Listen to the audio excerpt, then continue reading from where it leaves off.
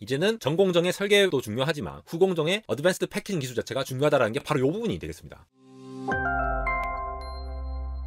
네, 여러분 반갑습니다. 안달공학 에러입니다. 지난 컴퓨텍스 2023에서 인텔이 14세대 CPU 관련해서 주목할 만한 소식을 전했죠. 바로 메테오 레이크 혹은 미티어 레이크라고 부르는 바로 그 코드네임을 가진 CPU인데요. AI 시대가 이렇게 붐업하면서 엔비디아가 엄청나게 주목을 받기 시작하고 AI와 관련돼서는 이제 기존의 CPU 진영 X86의 선봉장인 인텔이 더 이상 뭐 할 게 있느냐, 뭔가 좀 작아 보이는 것도 사실인 것 같습니다. 전 세계 80-90%의 서버를 인텔이 차지하고 있죠. 물론 이번에 엔비디아가 그레이스 CPU와 호퍼 GPU를 섞은 그레이스 하퍼 GH200이라는 칩을 내놓기도 했습니다만 여전히 서버 강자는 인텔입니다. 그런데 인텔이 서버뿐만이 아니라 개인용 X86 CPU에도 AI를 대응하는 모습을 보여주어서 제가 오늘 메테오 레이크가 기존 CPU와 다른 점을 정리하면서 동시에 AI를 대응하는 인텔의 자세에 대해서 한번 분석해 보도록 하겠습니다. 지난번에 발표된 기술 자료를 기준으로 봤을 때 이 메테오 레이크 같은 경우에는 AI의 파워를 받은 새로운 경험을 선사한다, 이렇게 제시를 하고 있는데요. 기본적으로 CPU의 코어 아키텍처가 바뀌는 것은 물론이거니와 GPU도 내장되어 있고 거기다가 새롭게 보이는 것이 바로 저 VPU에 해당되는 것이겠죠. 원래 소문이 많았어요. 인텔의 M1, M2에 들어가 있는 뉴럴 엔진과 같이 인텔도 NPU를 코어에 집어넣겠다라는 소문이 있었는데 이번 컴퓨텍스 2023에서 공식적으로 그거를 반영했다라고 발표를 한 것이 되겠습니다. 요거 좀 살펴볼게요. 기본적으로 VPU라고 하는 거는 비전 프로세싱 유닛이라고 부르는 것이죠. 이 비전, AI 처리 관련된 다양한 벡터 연산이라던가 그러한 뉴럴 네트워크에서의 추론 같은 것들을 담당해서 할 수 있는 부분을 얘기하는 것이 되겠죠. 근데 이번에 컴퓨텍스 2023에서 데모를 하면서까지 밝힌 것은 바로 14세대 CPU 메테오 레이크에서는 모든 라인업에서 이 VPU를 다 탑재를 할 거라는 것입니다. 한 번도 이런 적이 없었거든요. 컴퓨터 비전과 관련해서 뉴럴 네트워크 신경 처리를 할 수 있는 부분도 있고 딥러닝 애플리케이션 쪽에서 이 추론을, 인퍼런스를 할 수 있는 역할을 하는 것이 바로 VPU가 될 텐데 기존 CPU에 비해서 이 VPU를 활용을 하게 되면은 AI 작업 기준에서 10배 이상 강력하다고 얘기를 하고 있고요. 그런데 전력은 또 5분의 1만 사용하되니까 제가 인텔 4세대 서버용 CPU 재온에서 설명드렸던 것과 같이 특화된 가속기를 사용한다라고 보시면 되겠습니다. 특정한 기능을 하는 가속을 할 수 있는 가속기 형태로 별도의 프로세싱 유닛을 담아서 AI 관련된 처리를 대응을 하겠다라고 공식적으로 발표를 한 것이 되겠습니다. 이러한 소문이 퍼졌던 것이 기본적으로 이미 오픈소스 진영에서 인텔이 리눅스 6.3 기준으로 이렇게 내용이 공유가 되고 있었어요. 이 드라이버 자체가. 그러니까 이 하드웨어를 구동할 수 있는 이 드라이버가 공유가 되고 있었고 이러한 AI 엑셀러레이터 IP를 계속 사용을 할 만한 준비를 하고 있었던 것이죠. 그러면은 이 X86 CPU를 쓰는 사람들은 특정한 명령어, 특정한 코딩을 통해서 AI를 가속시킬 그러한 연구 혹은 특정한 앱을 만들 수 있도록 할 수 있는 것이 되겠습니다. 근데 이게 왜 중요하냐? 굉장히 그냥 기술 얘기만 하면 재미가 없잖아요. 바로 AI가 우리 생활 저변에 확대가 되고 있다. 거기에 있어서 인텔은 로컬 CPU, 로컬 프로세서 안에서 이걸 AI를 지원을 하게끔 대비를 하겠다는 것이 되겠습니다. 챗GPT 같이 기본적으로 클라우드에서 이제 데이터를 받아와야지 답변이 되고 하는 것들은 레이턴시 문제가 일단 기본적으로 걸리죠. 이 스트리밍 하면서 이렇게 글자 나오는데 굉장히 느리잖아요. 그리고 어떨 때는 아예 그냥 안 나올 때도 있고. 결국은 엣지 컴퓨팅과 관련된 얘기를 하는 건데 여러분들이 사용하시는 PC 데스크탑 그리고 X86 기반의 노트북 이러한 것들에서 이 엣지 디바이스에서 강력한 AI를 처리할 수 있는 이런 VPU와 같은 장치가 있어야만 한다는 필요성을 느끼고 전 라인업에 이 VPU를 탑재를 한다는 것이 되겠죠. 물론 애플은 M1 때부터 NPU를 탑재를 해왔으니까 인텔이 좀 늦은 거 아닌가? 이런 느낌도 들긴 합니다. 그러면서 살펴볼 것이 바로 향후 메테오 레이크, 에로 레이크에 해당하는 14, 15세대 CPU 구조와 관련된 것인데요. 일단 12, 13세대 엘더 레이크와 랩터 레이크 같은 경우에는 인텔 7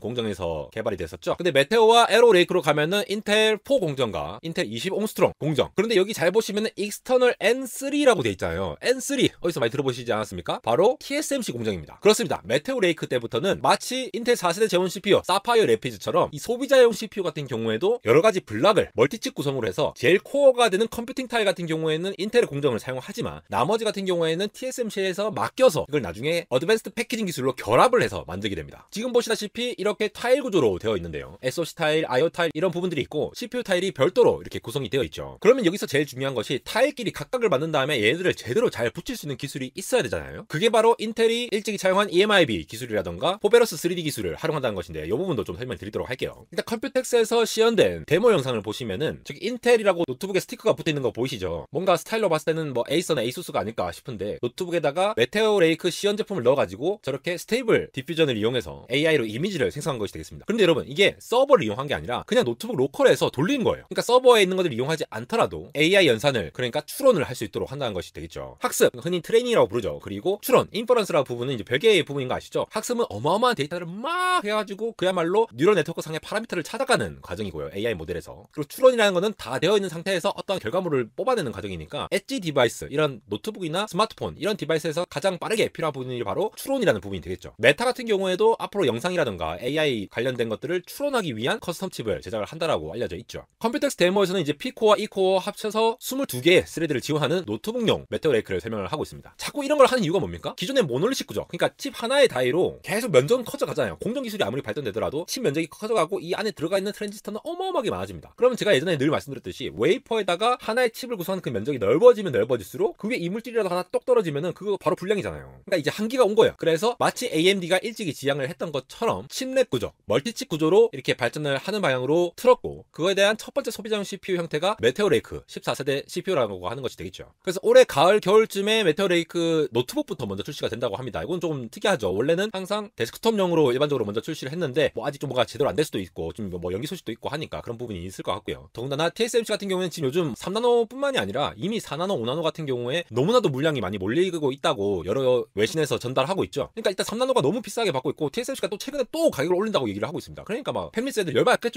그럼 뭐 그냥 뭐 4나노, 5나노 이거 쓸게 그냥 앞에 거 써 하면서 막 물량이 몰리니까 기존의 인텔같이 다른 타일들은 또 TSMC한테 맡기니까 그 부분들을 아직 제대로 공급받지 못하고 있을 수도 있고, 아니면은 저렇게 멀티칩 구조로 가져가는데 저기에 대한 검증이라든가 이런 것들이 늦어져가지고 아직 이제 완성도가 떨어질 수도 있다, 이렇게 볼 수가 있을 것 같습니다. 실제로 트랜지스터의 디자인 타겟 레인지를 보시면은 오른쪽 그래프가 재밌죠. 세로쪽, 왼쪽 세로쪽 같은 경우에는 프리퀀시가 점점 높아지는 형태로 클락을 많이 올려서 발열을 좀 감소하더라도 성능을 높이는 방향으로 갔고, 그리고 파워는 왼쪽으로 갈수록 점점 더 먹고 있고 덴시티는 점점 아래쪽으로 내려가고 있죠. 그러니까 SoC 그래픽 메모리 각각의 어떤 특정한 프리퀀시 파워 덴시티의 포지션이 있는데 각각이 적절한 포지션이 있다라고 하는 거죠. 이걸 하나의 모놀리식 칩으로 담는다기보다는 점차 아키텍처가 코어를 여러 개 늘리면서 하스웨어까지 2D 칩넷으로 갔다가 그 다음에 2.5D 구조로도 왔다가 이제는 2D와 3D까지 다 결합하는 인텔의 폰테베키오 같은 구조가 나오고 있다는 얘기를 하는 것이 되겠습니다. 특히 2.5D 같은 경우에는 인텔이 인터포징 기술로서 EMIB라는 거를 많이 적용을 하고 있죠. 이게 원래 인터포징이라고 하는 거는 원래 거대한 기판에 이렇게 칩을 따닥 꽂아서 서로 연결시키게끔 하는 역할을 하는 건데, EMIB 같은 경우에는 브릿지라고 하는 아주 작은 실리콘을 기판에 아예 내장을 해놓습니다. 그러면 이 칩끼리 이 작은 규모를 통해서 이렇게 서로 연결되게끔 해서 한다는 거죠. 그러니까 여러 개 타일이 있다더라도 이제 작은 실리콘을 브릿지로 연결을 하니까, 그리고 실리콘 형태로 하니까 여러 배선이 되니까 많은 신호들을 왔다 갔다 할 수 있도록 할 수 있는 것이 되겠고, 메테오 레이크 같이 타일이 여러 개 되는 경우라고 하더라도 서로 이제 같이 커뮤니케이션 할 수 있는 토폴로지를 많이 구성할 수가 있겠죠. 단점이라고 하면은 바로 그 기판에 이제 실리콘을 넣는 작업 자체가 굉장히 어렵다는 것이 되겠으니까 이 후공정 어드밴스드 패키징 기술이 굉장히 많이 요한다라고 보시면 되겠습니다. 실제로 이제 그 수율이 완전 99%로 잘 나온다고 하더라도 이 실리콘을, 작은 실리콘을 이 기판에 넣고 이렇게 하다 보면은 이게 80%대로 이제 내려간다라는 외신 분석 기사가 있더라고요. 그래서 향후에는 이 EMIB 연결해서 이 실리콘 아이에 결국 이제 이 범프 있죠, 범프. 칩이 이 브릿지로 칩끼리 연결이 된다라고 보면은 이 범프를 가로질러 가지고 연결이 돼야 할 텐데, 이 사이의 거리가 좁으면 좁을수록 더 많은 배선을 할 수 있잖아요. 그 범프 피치 자체를 줄여가는 노력을 계속 하고 있는 것이 되겠으니까 EMIB도 한 번 만들어진 기술이 아니라 계속 1세대, 2세대 이렇게 늘어가면서 1세대 때는 55미크론으로 되어 있던 것이 3세대에서는 36미크론으로 좀 줄어가는 형태로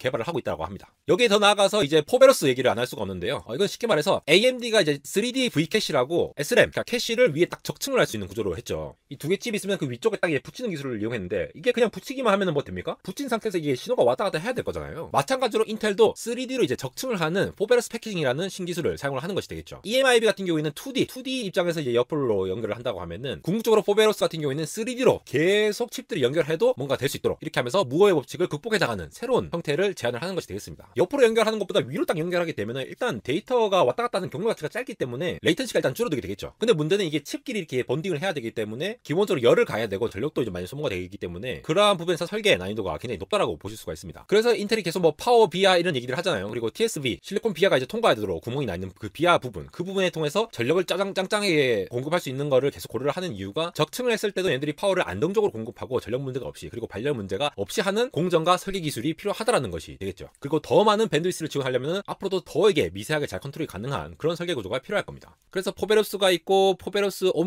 옴니라고 하는 거는 바위 위에 이렇게 올리는 기술을 좀 고려를 하고 있고요. 거기에서 더 나아가서 포베로스 다이렉트 같은 경우에는 포베로스 옴니보다 밀도가 6배 더 높게 적층할 수 있는 구조로 검토를 하고 있습니다. 그러니까 베이스 다이가 있고 탑 다이가 있는데 저 사이에 저렇게 피치를 굉장히 작게 가져감으로써 서로 연결할 수 있는 저런 인터커넥션 기술을 계속 검토를 하고 있는 것이 되겠죠. 이제는 전공정의 설계도 중요하지만 후공정의 어드밴스드 패키징 기술 자체가 중요하다는 게 바로 이 부분이 되겠습니다. 그래서 메테오 레이크가 이렇게 서로 타일들을 엮는 구조로 나간다라는 것이 되겠는데 거기에 VPU도 같이 포함을 된다라는 것이 이번 컴퓨텍스 얘기가 되겠죠. 그래서 베이스 타일이 저렇게 밑에 쫙 있는데 그 위에 GPU, SoC, CPU, IO 익스텐더까지 넣고 거기에 VPU까지 들어가는 구조로 들어가게 될 겁니다. 그러면은 각각의 성능 짱짱한 그러한 영역에서 그 공정을 활용을 하고 그 공정에서 저전력으로 최대한 만든 다음에 이걸 하나로 인터커넥티비티를 통해서 연결을 하는 구조로 보시면 될 것 같고요. 특히 컴퓨터 타일 같은 경우에는 인텔이 밀고 있는 코어 구조로 가는 건데 13세대 랩터 코브에서 이제 메테오 컴퓨터 타일에서는 레드우드 코브 코어를 사용하게 됩니다. 그러니까 이전 세대 아키텍처 랩터 코브 아키텍처에 비해서 IPC 기준으로 25% 향상됐다라고 주장을 하고 있는데요. 여기에다가 기존처럼 P코어, E코어 분리한 형태는 그대로 가져가죠. 이거는 이제 거의 떠날 수 없는 구조인 것 같은데 이 효율성을 위해서 이피션트 코어로서는 크레스트 몽트 코어를 따로 가져와가지고 기존 그레이스 몽트에 비교해서 봤을 때 IPC 대비 15% 향상을 목표로 하고 있습니다. 이건 아무래도 이제 인텔 4 공정을 사용을 하니까 공정에 의해서 얻는 효과를 최대한 P코어, E코어로 많이 나눠서 하는 것이 되겠죠. 그래서 동일한 전력에서 이전 노드보다 20% 넘는 주파수를 향상시킬 수 있는 룸이 있다는 것이 되겠죠. 전력 기준으로는 40% 더 줄일 수 있고요. 동일 성능 대비. 여기에 GPU 관련 소식도 이번에 컴퓨텍스에서 업데이트가 된 것이 인텔의 아크 그래픽 칩 버전으로 들어갈 거라고 알려져 있습니다. 그러면서 다이렉트 X 12 울티메이트라든가 아니면 레이트레이싱 그리고 XeSS 아시죠? 슈퍼 샘플링 이런 것들 전부 다 지원을 하도록 들어간다라고 발표가 됐고요. 근데 이제 아크 그래픽에 이제 아크 알케미스트가 들어갈지 차세대 아크 배틀미지가 들어갈지 그건 아직 발표가 되지 않았습니다. 여기에 SoC 타일도 따로 발주해서 이제 IO 부분, SRAM 부분 이런 것들 다 활용을 할 계획에 있고요. 결국 이러한 타일 구성을 포베러스 다이 인터커넥트를 통해서 각각의 타일들을 서로 연결하는 특정한 인터페이스를 구현을 할 거다. 그거를 구현한 첫 소비자 CPU가 바로 메테오 레이크 14세대 CPU가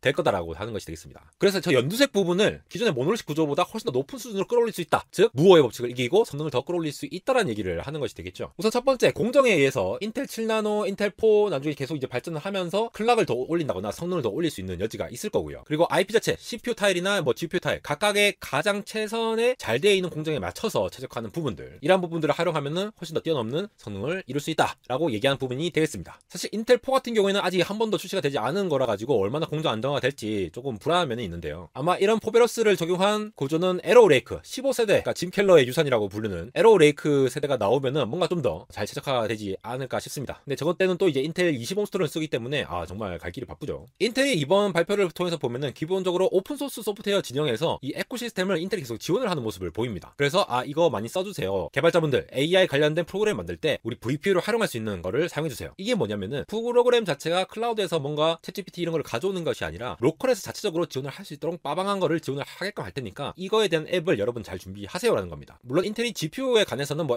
엔비디아하고 대결했을 때 물론 시장은 엄청나게 많이 잡아먹고 있죠. 내장 GPU 때문에. 그런데 외장형 GPU라든가 AI 연산에서 조금 밀리는 감이 없지 않아 있지만 인텔의 특정한 포지션, 서버라는 포지션 그리고 커스터머 X86의 주도권을 인텔이 가지고 있다는 점에서 결국 엣지 컴퓨팅으로서의 노트북이나 데스크톱에서 단말에서 직접 로컬로 돌릴 수 있는 AI를 지원하겠다라는 부분 본격적으로 메테오 레이크에서 시작된다라고 보이고 있고요. 전 세대 라인업에 다 대응한 것으로 봤을 때는 애플의 뉴럴 엔진이 점차 확정되고 있잖아요. 그러한 기능들을 미리 맥생텍에서 확장을 하고 있듯이 X86과 윈도우 세계상에서도 이런 것들을 잘 서포트할 수 있도록 미리 준비를 하는 것이 아닐까 싶습니다. 물론 AMD가 미리 시작하는 부분이 있죠. 이런 공정 부분도 있고 뉴럴 엔진 아니면은 뭐 스태킹 기술, 3D 스태킹, V캐시 이런 기술들이 있는데 아무래도 AMD는 TSMC와 정말 열심히 어드밴스드 패키징 관련해서 많이 논의를 할 겁니다. 그와 반면에 인텔은 지금 파운드리 진출도 이제 빡세고 인텔이 이제 공정 때문에 많이 무너졌잖아요. 공정 세대를 빨리 전환하지 못했기 때문에 무너졌는데 그 부분에 대한 기술적인 우위를 차지하지 못하다 보니까 좀 늦어지는 부분이 있지 않을까 싶습니다. 그래도 이런 아키텍처를 점점 가져가면서 하는 부분이 전체 프로세서 개발의 방향이 아닐까 싶고요. 이제 AMD한테 다 따라잡힌 거 아니냐? 서버든 데스크톱용이든 노트북용이든 다 따라잡힌 거 아니야? 라고 할 때에 12세대 엘더 레이크를 내놓았던 인텔 그래서 많은 호평을 받았는데요. 13세대 랩터 레이크를 넘어서 이제 14세대 멀티칩 구조에 VPU까지 탑재한 AI까지 완벽하게 대응하겠다는 인텔의 전략을 보니 앞으로의 프로세서 경쟁이 더욱더 기대가 되는 안달공학 에러였습니다.